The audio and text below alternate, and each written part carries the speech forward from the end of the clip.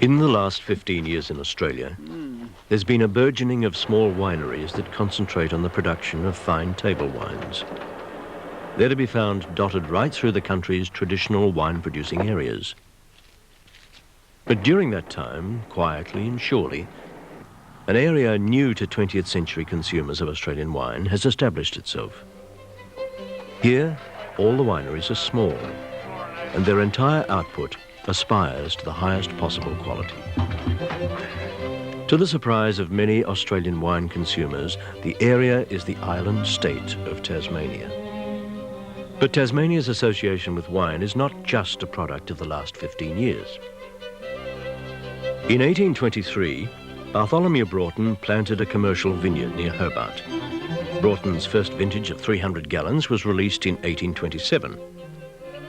By 1848, that first vineyard, then owned by Captain Swanston, was producing 1,600 gallons of red wine, sparkling champagne, sherry and liqueurs annually.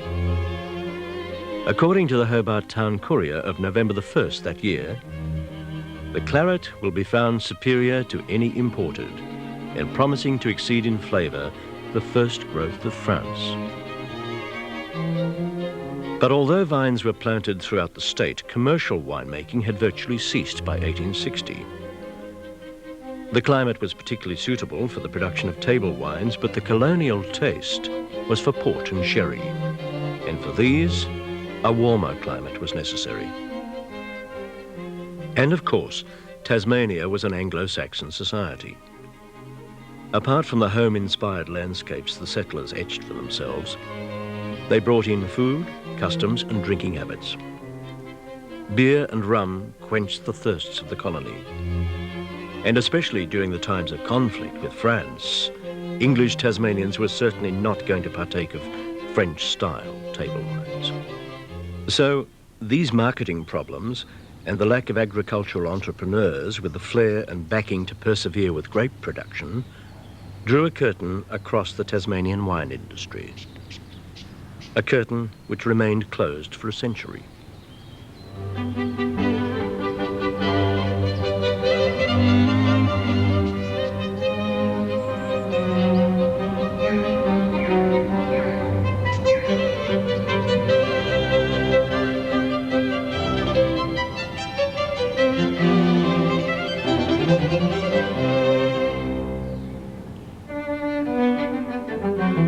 The Australian wine palate has been conditioned on wines that come from warmer regions, starting with ports and sherries in the 19th century and moving to table wines in the latter half of this century.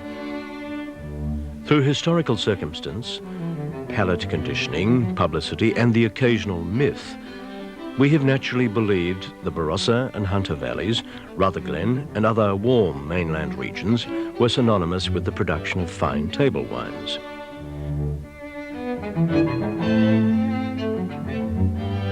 But if we compare these Australian wine-growing areas with the traditional regions of Europe, we notice that the classic French, German and Italian vineyards are situated in cooler locations. Grapes ripen slowly in cool climates. They're fruitier and the full flavour has a chance to develop. The world's finest table wines are made from grapes grown in cool, temperate climates.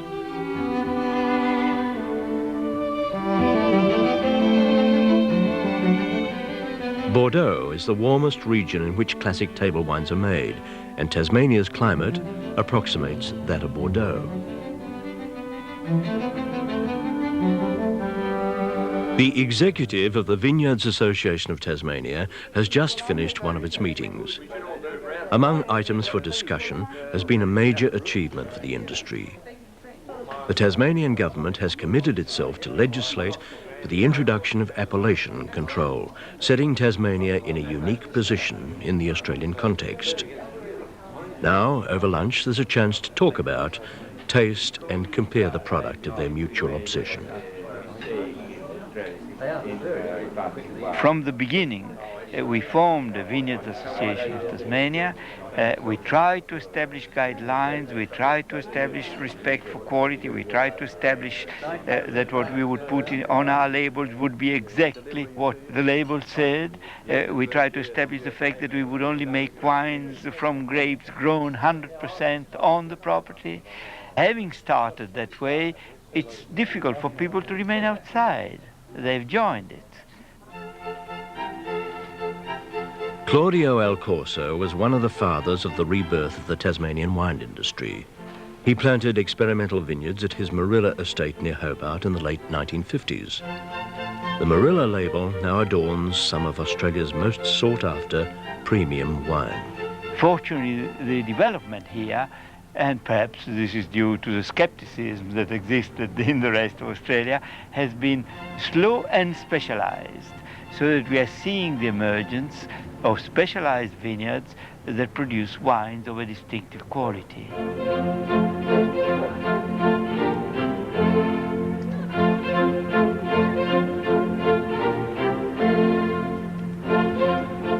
It's not just a question of climate, of soil, shelter, freedom from pests and so on, which is important. But the other factor is the human factor, aiming at perfection, never thinking that we have achieved, continuing that elusive search for quality.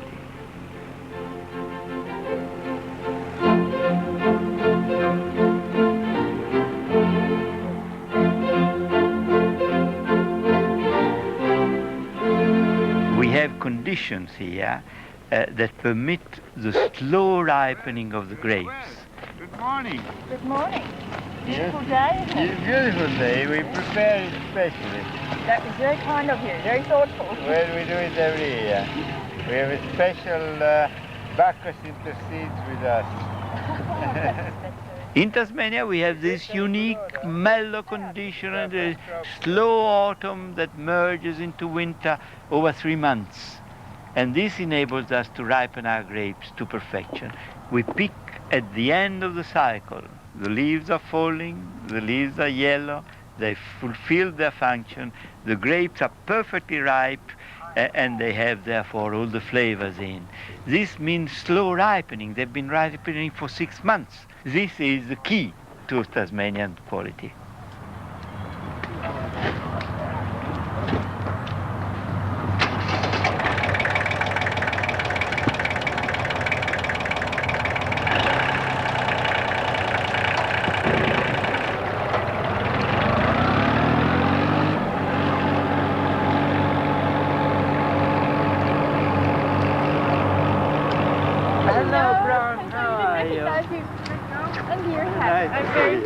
Yes, Daddy no sent wonder. his apologies. He wasn't up I'm for very coming. sorry. Yeah. I'm very sorry. I wish you could be here. What a beautiful day. Yes, we have a beautiful day. I'll get myself a basket.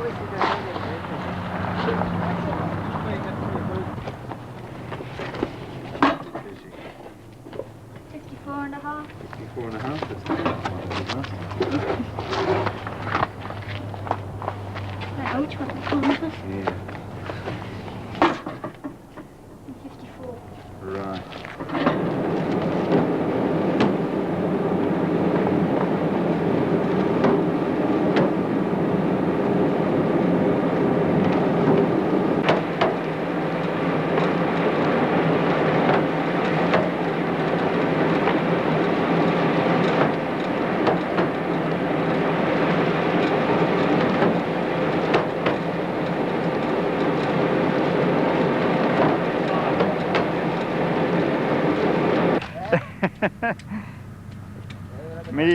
Mi dispiace che non ci sia Piera qui, sai come gli piacerebbe? Parlavamo ieri sera con, non so se te la ricordi, la Diana Harrison, e mi ha detto, dice, ogni volta che venivo a casa Piera mi abbracciava. Tasmania is a mountainous place, a hilly place, and conditions very dramatic. I said Tasmania is good for viticulture. I should have been more accurate, and I should have said certain areas of Tasmania, certain patches even, as you find in Europe, are very good and there may be another area only a few kilometers from it that is no good at all, either because it gets spring frost or something like that.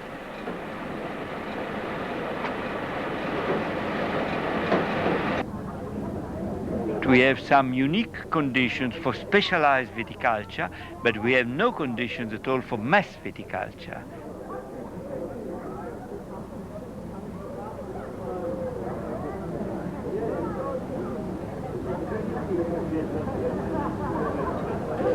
Oh, I think that's great. To share with them. Mass viticulture is the last thing on Graham Wiltshire's mind. Graham is the founder and winemaker of Heemskirk Wines. I think it's going to be very slightly bad, but 2 years away. Yes, well, that's not long. I think quality of wine, excellence in wine is the most important thing both to this company and to the whole Tasmanian wine scene. Without quality, I think, well, we may not as well grow wine.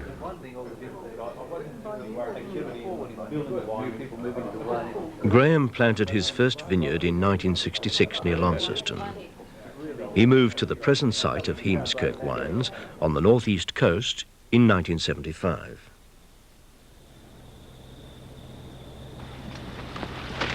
We're only paying on weight you pick this year, so it won't be very much, will it? Yeah.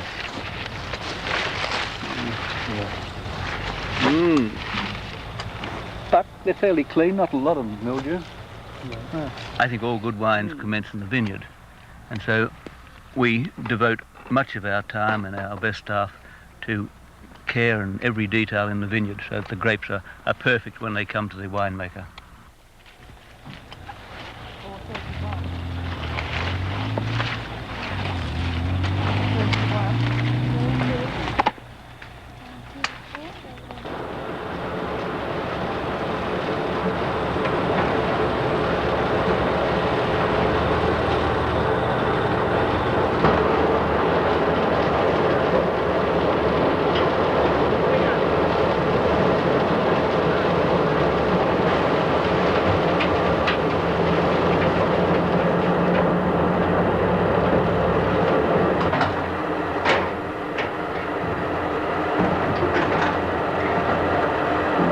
I think once we have the very best quality grape that we can grow in the winemaker's care, then it really is a matter of nurturing those grapes, the wine, and a matter of cleanliness, hygiene, and as much care as possible to produce the highest quality wine.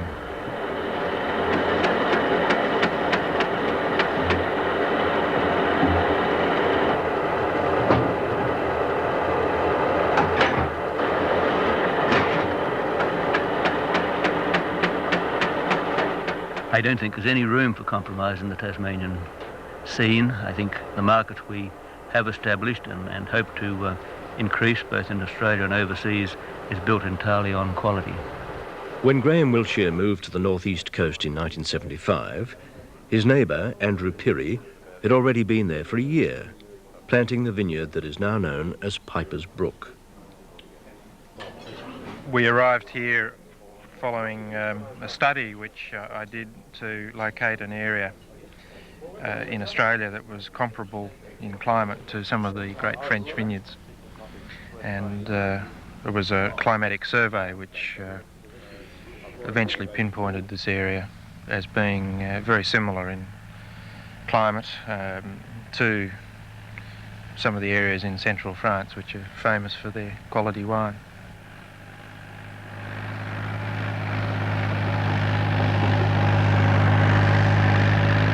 The philosophy behind this venture was to emulate the French tradition in many ways to produce a product similar to theirs.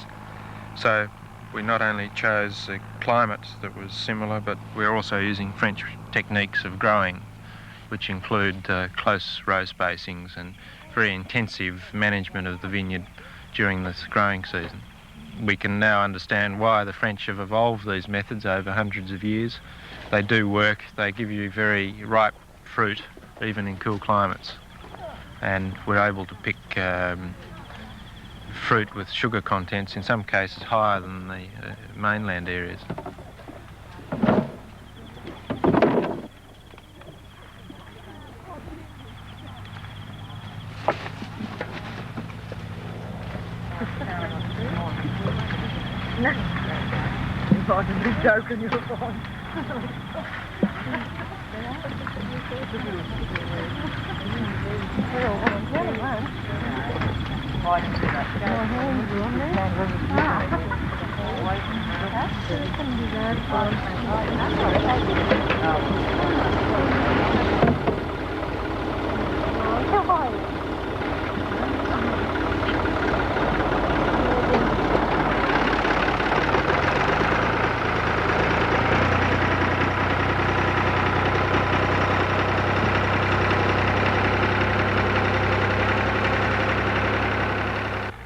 I think it is fair to say that the raw material from Tasmania, the ripe grapes, will make themselves into great wines more easily than elsewhere because they're naturally endowed. Also, the climate is much milder during the winemaking period, and the juices are naturally cool. There's no need for artificial aids to prevent aeration and oxidation.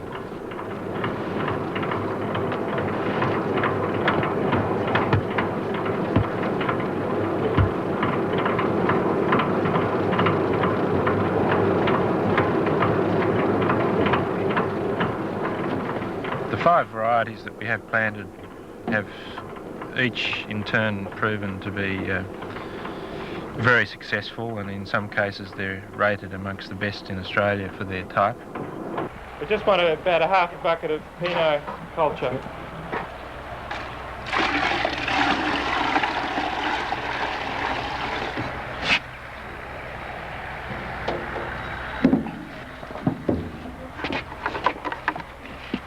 Only in Tasmania do Pinot Noirs have that colour.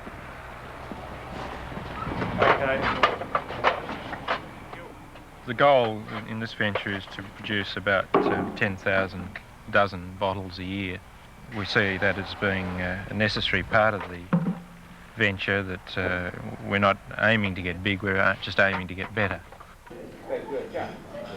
Claudio Alcorso's Marilla estate is now managed by his son Julian, whose belief in small is beautiful is so strong that he intends to concentrate on the production of just one wine, a Pinot Noir.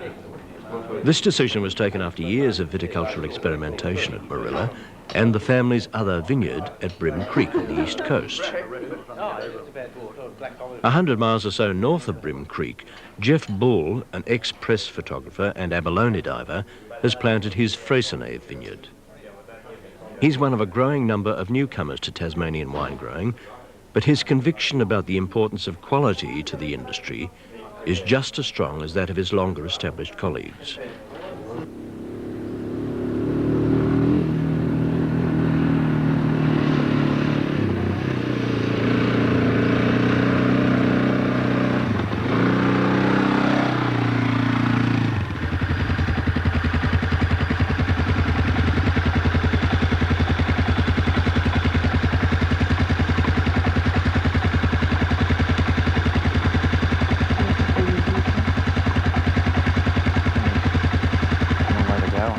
Because it's only a young vineyard, it's just starting to bear, and it's going to be very interesting to see how the 6 varieties produce here on the east coast. There's no other vineyard within 100 miles of this vineyard, and it's a time factor that one has to wait many years to find out just how it's going to perform.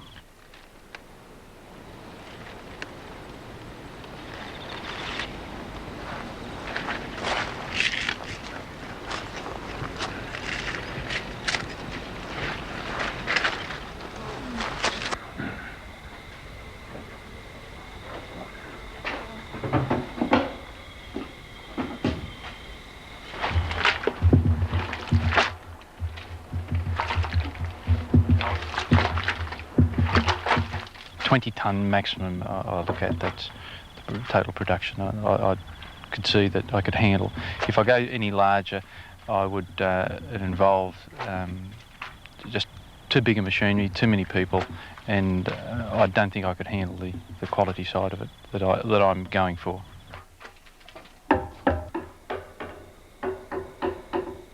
This has been my total concept of the vineyard, that the wine be consumed on the East Coast with East Coast seafood, because we produce here the best crays in the world, and we're now growing oysters, which are superb, and our scallops are second to none. Jeff Bull is the first to admit that he has much to learn as a winemaker. His 1984 dry white was made at Marilla Estate by Julian Alcorso. This sort of cooperation with a competitor may seem strangely eccentric, but it's typical of the way the industry in Tasmania operates. That's the beautiful thing about this industry. We're all in each other's pockets all the time, and there's no real embarrassment about asking, saying, oh, I've got a problem, what yeast are you using this year, or I'm having a problem with this particular yeast or that yeast, or I need another barrel, or can I borrow your bottling machine? Because we've all got a common aim, really, and that's to establish the industry as a viable, unique and quality-based industry, and we're all working towards that, so that's good, yeah. I think it's going to need a few years before you can actually... Big wineries on the mainland in warmer areas where grapes are not in sound condition have a lot of technology involved in must correction and pH adjustment, ion exchange equipment, that sort of thing that we don't need here, because the grapes grown produce the right amount of acid, the right amount of sugar, and usually very low pHs, which mean that they really don't need adjustment. Technology's a great leveller. It'll make very good wines out of very poor grapes. It'll never make great wines.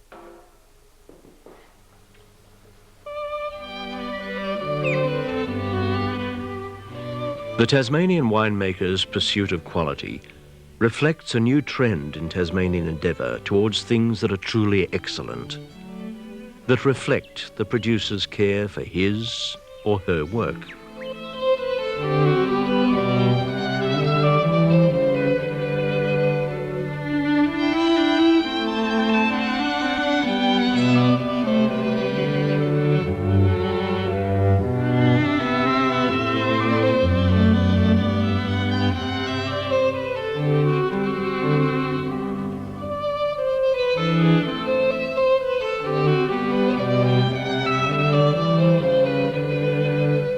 The pursuit of excellence extends also to quality of life and fine living, and particularly to good, fresh food.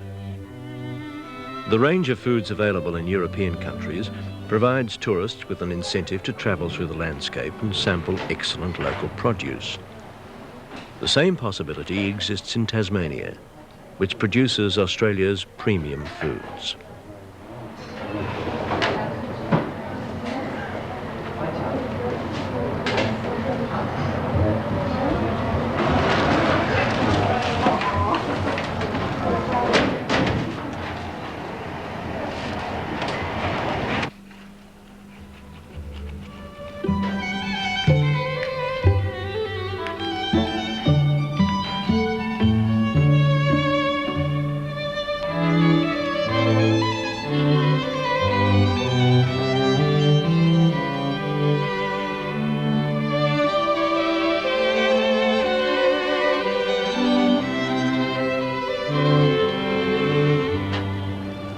Fine table wines are not meant for quaffing.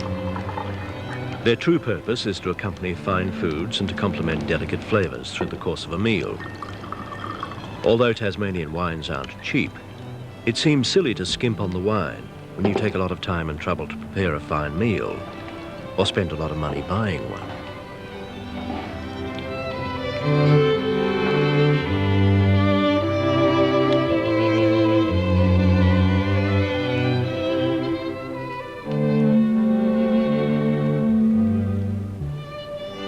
Tasmanian wines are sold around the world and in all Australian states.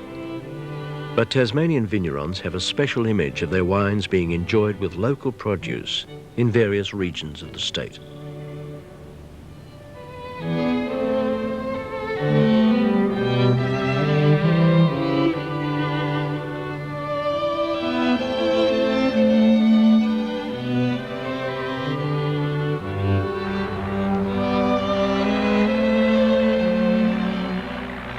Tasmanian wines are wines to be taken seriously. They have been acclaimed throughout Australia and Europe, and Tasmanian vignerons believe that their state will one day be the most highly regarded wine region in the country. Their opinion has been reinforced by the announcement of a joint venture between the French champagne house Louis Roederer and Graham Wiltshire's Heemskirk vineyard. The joint venture between Heemskirk and Louis Roederer is, I think, one of the most important ventures into the quality market in Australia. It's very important in the international scene that a company the prestige of Louis Roederer should consider a little island like Tasmania. We as a company have had a long association through other directors of this company with the House of Roederer, and over a number of years they have been watching the Tasmanian development, the quality of our grapes and our wine, and after exhaustive studies they think that Tasmania is a place where they can grow wine suitable of the name of Roederer. The French still produce the best table wines in the world, and we have tried to not emulate but make wines of a Tasmanian style, of a Tasmanian quality, to the same standards as French, looking only for quality. There is a market for quality, always, in everything. And what's more, when we have economic recessions, and we all know in our system we do get economic recessions, the segment of the market that is hit, always, it's a bulk one, and quality continues to sell.